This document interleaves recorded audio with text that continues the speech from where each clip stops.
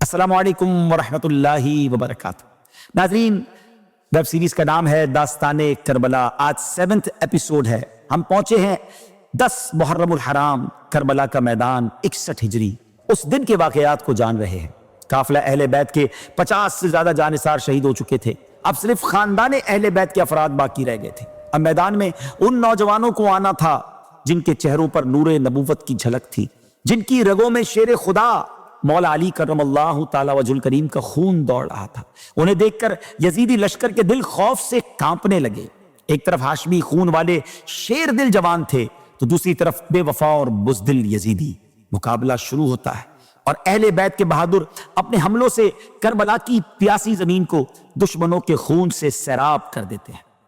خشک ریگستان سرخ ہو جاتا ہے۔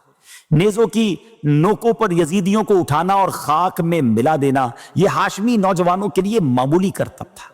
یزیدیوں میں سے جو سامنے آتا فنا ہو جاتا۔ بالآخر ابن سعد نے بھی یہ بات مان لی کہ اگر چالاکی سے کام نہ لیا جاتا اور اہل بیت پر پانی بند نہ کیا جاتا تو ان کا ایک ایک نوجوان پورے لشکر کو تباہ کر دیتا۔ ناظرین، یہ ظالم اہل بیت کے نوجوانوں سے ایک ایک کا مقابلہ کرنے کی ہمت نہیں رکھتے تھے، اسی لیے کئی یزیدی مل کر ایک حسینی کے سامنے آتے تھے، اور جب اس کے باوجود کامیاب نہ ہوتے تو دور سے تیروں کی بارش کر کے گرانے کی کوشش کرتے۔ اسی طرح مقابلہ جاری رہا اور اہل بیت کے نوجوان ایک ایک کر کے اپنی جانیں قربان کرتے رہے۔ یہ بہادر تیروں اور نیزوں کی بارش میں بھی پیچھے نہ ہٹے، گردنیں کٹوا دیں، خون بہا دیا، جانیں قربان کر دیں، مگر کلمہ ناحق زبان پر نہ آنے دیا، اور آخرکار ایک ایک کر کے تمام شہزادے شہادت کے جام نوش کرتے گئے۔ اب امام علی مقام رضی اللہ تعالیٰ عنہ کے سامنے آپ کے نور نظر حضرت امام علی اکبر رضی اللہ تعالیٰ عنہ حاضر تھے۔ میدان میں جانے کی اجازت چاہتے تھے۔ اجازت دینے کے علاوہ کوئی راستہ بھی تو نہ تھا۔ امام حسین رضی اللہ تعالیٰ عنہ اپنے اس جوان بیٹے کو خود گھوڑے پر سوار کرتے ہیں، اپنے ہاتھوں سے اسلحہ پہناتے ہیں، فولادی خود سر پر رکھتے ہیں اور تلوار اور نیزہ ہاتھ میں تھماتے ہیں۔ ناظرین، ذرا سوچئے اس وقت اہل بیت کی ماؤں اور بچوں پر کیا گزر رہی ہوگی۔ پورا خاندان قربان ہو چکا تھا، بھائی شہید ہو چکے تھے، بیٹے قربان ہو چکے تھے، اور خاندان کا یہ آخری روشن چراغ بھی آخری سلام کر رہا تھا۔ حضرت علی اکبر رضی اللہ تعالیٰ عنہ خیمے سے رخصت ہو کر میدان جنگ میں تشریف لائے۔ آپ رضی اللہ تعالیٰ عنہ کو دیکھ کر یزیدی لشکر حیران رہ گیا۔ لوگوں نے ابن سعد سے پوچھا، یہ کون سوار ہے جس کی خوبصورتی آنکھوں کو متاثر کر رہی ہے اور جس کی بہادری دلوں میں خوف پیدا کر رہی ہے؟ اس بدبخت نے جواب دیا، یہ امام حسین رضی اللہ تعالیٰ عنہ کے بیٹے ہیں، صورت و سیرت میں اپنے نانا رسول کریم علیہ السلام سے بہت زیادہ مشابہ ہیں۔ سن کر کئی لشکریوں کے دل لرز گئے۔ ضمیر نے انہیں ملامت کی کہ وہ کن سے جنگ کر رہے ہیں، مگر ناظرین، ابن زیاد کے وعدے، یزید کے انعام و اکرام، دولت کی ہوس اور دنیا کی محبت نے انہیں اندھا کر دیا تھا، سو انہوں نے اپنے دل کی آواز بھی دبا دی۔ حضرت علی اکبر رضی اللہ تعالیٰ عنہ نے ابن سعد سے فرمایا، کون ہے جو میرے مقابلے میں آئے گا؟ یہ سنتے ہی پورے لشکر پر خاموشی چھا گئی۔ کسی بہادر کا قدم میدان کی طرف نہ بڑھا۔ آپ رضی اللہ تعالیٰ عنہ نے پھر للکار کر فرمایا، اے ظالموں، اگر شیر خدا مولا علی کی طاقت دیکھنی ہے تو میرے مقابلے میں آؤ۔ ناظرین، کئی مرتبہ پکارنے کے باوجود جب کسی میں ہمت نہ ہوئی تو شہزادہ اہل بیت خود ہی دشمن کے لشکر پر ٹوٹ پڑے۔ آپ جدھر تلوار لے کر بڑھتے، یزیدی گاجر مولی کی طرح کٹتے چلے جاتے، ہر وار بجلی کی طرح ہوتا اور دشمن کو خاک میں ملا دیتا۔ کافی دیر تک تیز دھوپ میں جنگ کرنے کے بعد علی اکبر رضی اللہ تعالیٰ عنہ واپس خیمے کی طرف آئے اور عرض کیا، بابا جان، پیاس بہت شدت اختیار کر چکی ہے، 3 دن سے پانی بند ہے، تیز دھوپ، گرم ریگستان اور جسم پر لوہے کے ہتھیار آگ بن چکے ہیں۔ شفیق باپ نے جوان بیٹے کی پیاس دیکھی مگر پانی کہاں تھا۔ امام حسین نے اپنی انگوٹھی حضرت علی اکبر رضی اللہ عنہ کے ہونٹوں پر رکھ دی، اس سے کچھ سکون ملا۔ پھر آپ دوبارہ میدان جنگ کی طرف روانہ ہو گئے اور فرمایا، اگر کوئی جان پر کھیلنے والا ہے تو سامنے آئے۔ ابن سعد نے اپنے ایک طارق نامی کمانڈر سے کہا کہ بڑے شرم کی بات ہے کہ اہل بیت کا ایک نوجوان تمہارے ہزاروں کے لشکر پر بھاری پڑ رہا ہے۔ پہلی بار اس نے مقابلے کے لیے پکارا تو تم میں سے کوئی آگے نہ بڑھا، پھر اس نے ہماری صفوں کو خون سے بھر دیا، بڑے بڑے بہادروں کو ختم کر دیا۔ وہ بھوکا ہے، پیاسا ہے، دھوپ میں لڑتے لڑتے تھک چکا ہے، پھر بھی تمہارے تازہ دم لشکروں میں سے کوئی اس کے مقابلے کے لیے تیار نہیں ہے۔ کوئی جو میدان میں آ جائے، میں وعدہ کرتا ہوں کہ کامیاب ہوئے تو موصل کی حکومت دلوا دوں گا۔ ناظرین، طارق نے یہ آفر سن کر کہا مجھے ڈر ہے کہ میں نواسۂ رسول علیہ الصلوۃ والسلام سے جنگ کر کے اپنی آخرت برباد کر لوں اور پھر بھی تو وعدہ پورا نہ کرے۔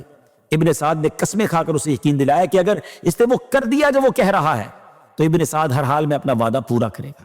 ناظرین، دنیا کی حکومت کی لالچ میں طارق میدان میں آ گیا۔ اس نے حضرت علی اکبر رضی اللہ تعالیٰ کے سامنے پہنچتے ہی آپ پر نیزے کا بھرپور وار کیا، مگر شہزادے نے نہ صرف اس وار کو روکا بلکہ اپنے نیزے سے اس بدبخت پر ایسا جوابی حملہ کیا کہ نیزہ اس کے سینے کو چیرتا ہوا پیٹھ سے نکل گیا اور وہ گھوڑے سے گر کر تڑپتا ہوا خاک میں مل گیا۔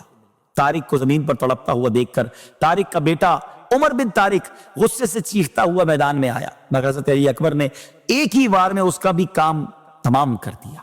پھر طلحہ بن طارق اپنے باپ اور بھائی کا بدلہ لینے کے لیے آگ کے شعلے کی طرح لپکا، مگر شہزادے نے اس کا گریبان پکڑ کر اسے زین سے اٹھایا اور زمین پر زور سے پٹکا کہ اس کی بھی جان نکل گئی۔ اب شہزادے کی ہیبت سے پورے لشکر میں شور مچ گیا۔ اس کے بعد ابن سعد نے اپنے مشہور بہادر مصرع ابن غالب کو میدان میں بھیجا۔ اس نے نیزے سے حملہ کیا، مگر حضرت علی اکبر نے اس کا نیزہ توڑ کر ایسی تلوار ماری کہ وہ سر سے لے کر زین تک 2 ٹکڑے ہو گیا۔ ناظرین، یہ منظر دیکھنے کے بعد کسی میں ہمت نہ رہی کہ تنہا اس شیر ہاشمی کے سامنے آئے۔ بالآخر ابن سعد نے ابن طفیل اور ابن نوفل کو 1,000 سواروں کے ساتھ بیک وقت حملہ کرنے کا حکم دیا۔ حضرت علی اکبر رضی اللہ تعالیٰ عنہ نے نیزہ اٹھایا اور دشمن پر ٹوٹ پڑے۔ اس حملے میں بھی کتنے ہی بدنصیب مارے گئے، کتنے زخمی ہوئے اور کتنے پیچھے ہٹ گئے۔ اسی دوران پیاس کی شدت دوبارہ بڑھی۔ آپ گھوڑا دوڑا کر بابا جان کی خدمت میں حاضر ہوئے اور عرض کیا، بابا جان، پیاس کی بہت شدت ہے۔ اس مرتبہ امام حسین رضی اللہ عنہ نے فرمایا، میرے بیٹے، حوض کوثر سے سیراب ہونے کا وقت قریب آ چکا ہے۔ اب تمہیں میرے نانا جان کے ہاتھوں سے وہ جام ملے گا جس کی لذت نہ زبان بیان کر سکتی ہے اور نہ عقل تصور کر سکتی ہے۔ ناظرین، یہ سن کر حضرت علی اکبر رضی اللہ عنہ کا چہرہ خوشی سے جگمگا اٹھا۔ آپ پھر میدان کی طرف لوٹ آئے اور دشمنوں پر حملہ کر دیا، مگر اس مرتبہ یزیدی لشکر نے چاروں طرف سے گھیر کر آپ پر حملہ شروع کر دی۔ آپ بہادری سے مقابلہ کرتے رہے، دشمنوں کو خاک و خون میں ملاتے رہے، مگر آخر کب تک تیروں، تلواروں اور نیزوں کی بارش کا اکیلے آپ مقابلہ کرتے؟ وہ بھی چاروں طرف سے حملے مسلسل ہو رہے تھے، جس کی وجہ سے آپ شدید زخمی ہو گئے، جسم مبارک زخموں سے چور ہو گیا۔ پھر اسی حالت میں آپ گھوڑے سے نیچے تشریف لے آئے اور امام حسین رضی اللہ تعالیٰ عنہ کو آواز دی۔ امام علی مقام رضی اللہ تعالیٰ عنہ گھوڑا دوڑاتے ہوئے میدان میں پہنچے اور اپنے شہزادے کو اٹھا کر خیمے میں لے آئے۔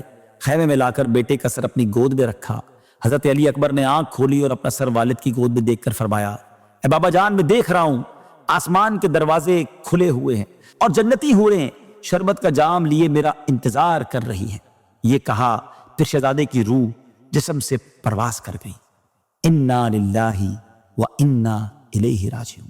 ناظرین، میدان کربلا میں اہل بیت کا صبر وہ صبر ہے جس کی مثال تاریخ میں نہیں ملتی۔ آل رسول نے رضا و صبر کا وہ امتحان دیا، اس نے دنیا کو حیران کر دیا۔ بڑے سے لے کر بچے تک ہر ایک مصیبت میں گھرا ہوا تھا۔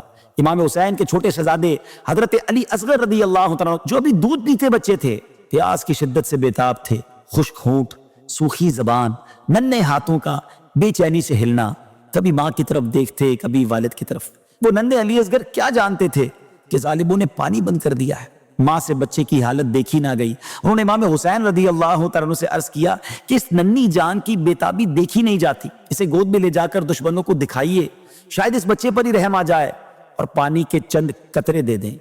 امام علی مقام رضی اللہ تعالیٰ عنہ اپنے ننھے شہزادے کو سینے سے لگا کر دشمن کے سامنے تشریف لائے اور فرمایا، میں اپنا پورا خاندان تمہارے ظلم پر قربان کر چکا ہوں، اگر تمہارا غصہ مجھ پر ہے تو میں حاضر ہوں، مگر اس دودھ پیتے بچے پر رحم کرو، یہ پیاس سے تڑپ رہا ہے، اس کے حلق کو پانی کے چند قطرے دے دو۔ ناظرین، ظالموں کے دلوں پر اس بات کا بھی کوئی اثر نہ ہوا، بلکہ وہ ظالم پانی تو کیا دیتے، انہوں نے پانی کی بجائے ایک تیر مارا جو امام علی اصغر رضی اللہ عنہ کو لگا۔ امام علی مقام نے تیر نکالا، ننھا شہزادہ ہاتھوں میں تڑپ رہا تھا۔ کچھ دیر تک درد سے تڑپتے ہوئے ننھے سے بچے کی آخری آوازیں آتی رہیں، پھر اچانک خاموشی چھا گئی، ہمیشہ کے لیے خاموشی۔ خیموں والے تو انتظار کر رہے تھے کہ بچہ پانی پی کر واپس آئے گا، مگر انہیں کیا خبر تھی کہ اب علی اصغر رضی اللہ تعالیٰ عنہ کو کبھی پیاس نہیں لگے گی۔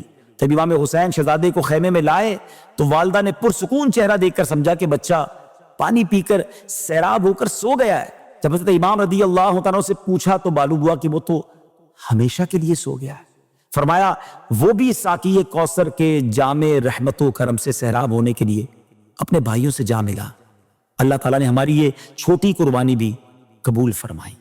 اسی طرح ناظرین حضرت علی اکبر اور حضرت علی اصغر رضی اللہ تعالیٰ عنہما بھی شہید ہو گئے۔ اب وہ وقت آیا کہ جان نثار ایک ایک کر کے رخصت ہو چکے اور امام حسین رضی اللہ تعالیٰ عنہ پر جانے قربان کرتے چلے گئے۔ اب تنہا حضرت امام ہیں اور ایک فرزند حضرت امام زین العابدین رضی اللہ تعالیٰ عنہ ہیں، اور وہ بھی بیمار و ضعیف۔